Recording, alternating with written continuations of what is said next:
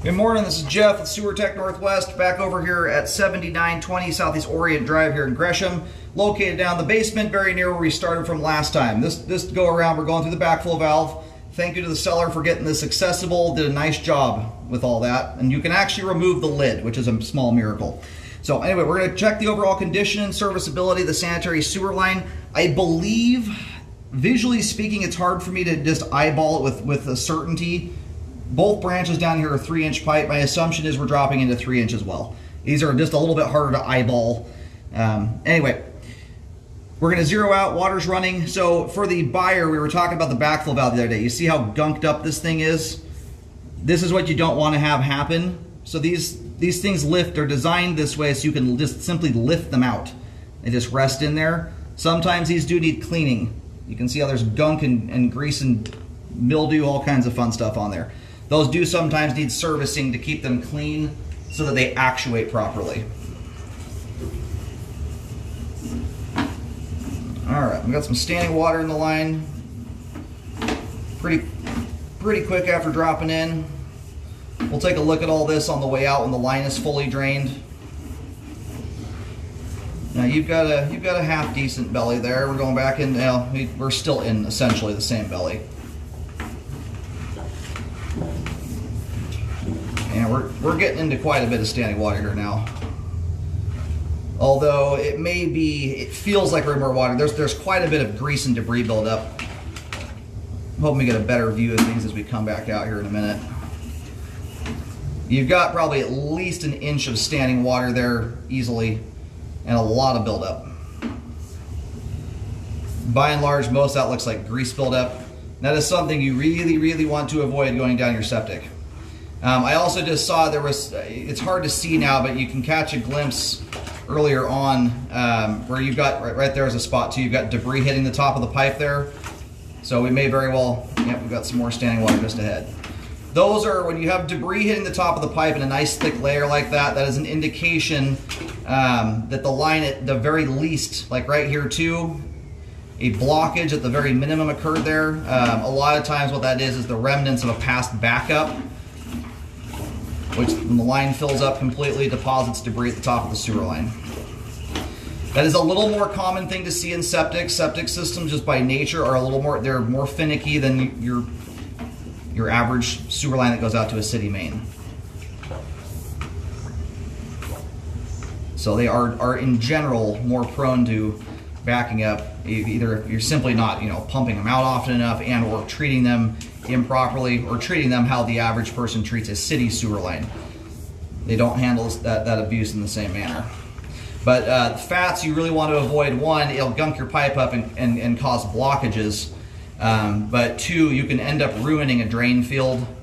The fats float to the top of the water, float off into the drain field, and can eventually clog the drain field up. And in a lot of cases, I mean, there are ways of cleaning drain fields out, but it is very cumbersome. It is not like drain cleaning a regular sewer line. In a lot of cases, it requires digging holes, reverse jetting, dragging all the grease out of the drain field lines back into a pit in the ground, and then removing it that way. The reason why you want to really keep your septic tank habits in place, because they don't have the same level of forgiveness that your average line does. And in a lot of cases, most people, if the drain field gets bad enough, they just swap the drain field out and have to replace it, because the cleaning process can be very involved and expensive. You unfortunately don't have a main lateral to blast all the gunk into. All right, and I'm going to probably go do some locates here in just a second, because I'm getting to a point here where my guess is we're probably very near the tank right now.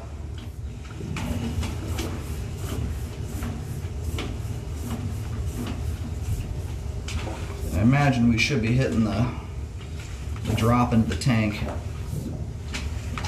After 25,000 sewer scopes, the amount of septic lines, thousands of septic lines, this line's got bellies everywhere, but you will often see a belly in the last 5 feet of just about every septic line out there, whether they are brand new or not.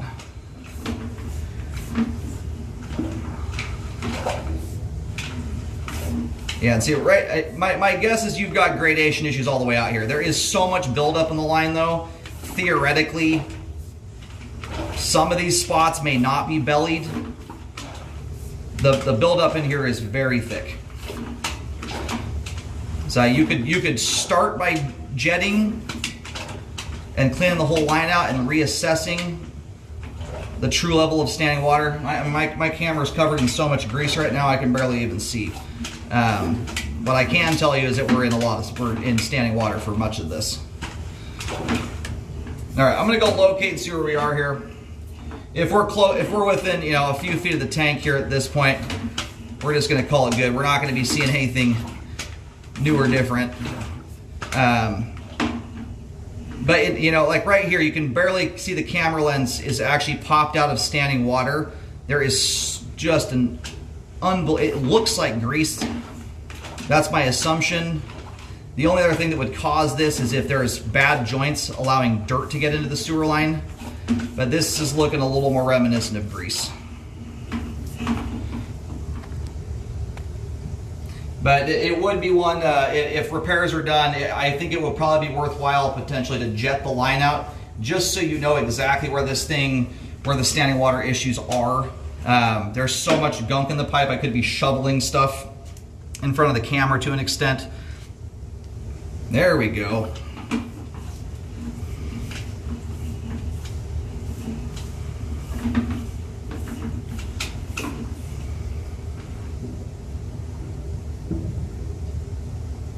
Ooh, I'm getting the sound like a blockage just broke loose. Just heard the loud kaboom of water breaking loose there. All right, now looks like we finally reached the tank. And it would appear there's another clean out right here. So we're gonna shut the water off. Ooh man, we're not going any further than that. My camera got caught on something going into there. I can't tell if it may have just been the angle of the pipe. And I can't tell if we're belling out here or if the pipe joint is somewhat settled. I might have just caught the backside of a transition there. Alrighty, so we are now, I just located, we're right out near the tank. And yeah, you got a whole bunch of standing water in the approach right up to the tank there. Anyway, I'm not gonna go pushing into that. My camera got caught on that in a kind of a weird fashion. So because of the amount of debris, we'll see how things look as we come back in, but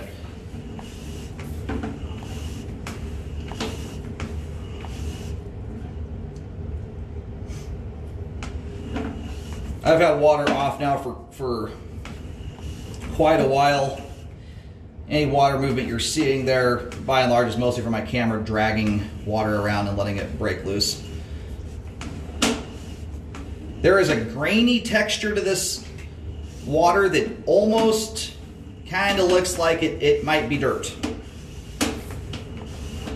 That was my concern there. It's just, it's hard to explain unless you've looked at a bajillion sewer lines and run a camera through this stuff, but like spots like this, I'm just having a hard time keeping clean. You got some danglies hanging down there, which most likely is just debris hanging down, but spots like that make me question, could you have any breaks, roots? Most likely they're cobwebs. But the line needs to be thoroughly jetted out and then re-scoped. One, to see the level of significance of the standing water. You've got areas like this that are kind of concerning. The way that debris is hanging off that pipe there could just simply be debris hanging from the top of the pipe, but you also will see something reminiscent of that when you get a break in a pipe and it's exposed to the ground. So we need the line clean, I mean hugely, so you can even see the pipe wall. Much of the line you hardly can see the plastic in a lot of places.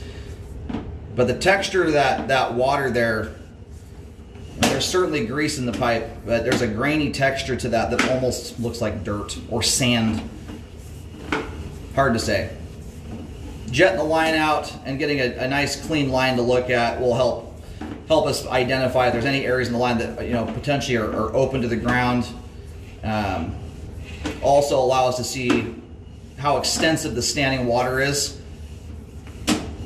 I mean, coming back in there though, I mean, you've basically got standing water end to end. There's almost nowhere in here where there's not standing water. And you know, some of those spots there, the water line is down to, you know, 1/4 inch, 1/2 inch, which under normal circumstances for a belly is not a ton of standing water, you know. But typically we're talking 5-foot sections of pipe, 8-foot sections of pipe. When you've got 100 feet of sewer pipe with a 1/4, 1/2 inch of water, that can have as much detriment to flow as a fully submerged line for a shorter length of run. So anyway, highly recommend cleaning it and re-scoping it to check the work. Well, one, to check, mostly just to get a proper look at the sewer line to see what needs to be done here. You know, but when you're talking standing water like this, when it's end to end like that, as you can imagine, there's no spot repair in something like that. You have to do the whole thing or you're not going to get slope and grade.